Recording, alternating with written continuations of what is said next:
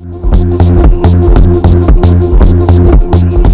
we first met up, we decided to go off with the idea that we should target the Greek community specifically, since a lot of people would buy something for Monday night deliveries. We started out with a few concepts such as baked goods and flowers. Then Angela mentioned her expertise in cutting and dip dyeing USC shirts from Goodwill. We decided to check out the fashion district and search for cheap clothing that we could customize with Greek letters and dip dye to maximize our profit margin. We looked at cut-off shorts, but decided that wasn't a good idea.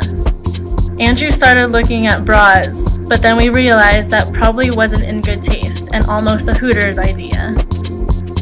There's a demand for cheap, thoughtful, and creative items for Greek members to send to each other at Monday night deliveries.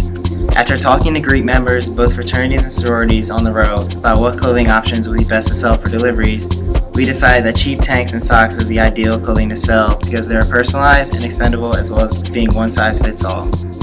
We realized through personal experience and student surveys that they value customized and unique handmade goods. We sold it to guys with the intention of making their gifts stand out from the norm of candy and flowers. Our first step was purchasing and dip dyeing all of the clothing we bought. The shirts turned out perfect, but we came across problems when the socks were not absorbing the dye as well as we thought. As a result, we had to dye them multiple times until the color was vibrant.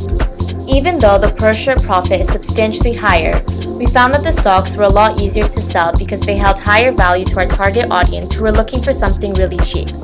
In the end, we made more profit selling socks because we could sell a lot more. Problem-solving skills came into play when our fabric marker customization method turned out to be very poor quality. We tested this one night before sales began, so we had to brainstorm alternative methods for customization. In the end, the new method came out to be a lot cleaner and consistent.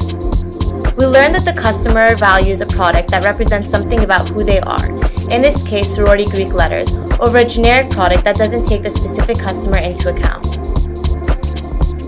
On the day of the sale, 3 of us posted up in the campus center and set up the display of pre-made merchandise with Greek letters. When someone wanted to customize something, we messaged the customization team that set up a production site in a nearby office in the campus center. The customization team ironed on the letters and had the product sent down to the customer in less than 5 minutes. We sold the socks in the campus center for $5 a pair and tanks for $10 a pair.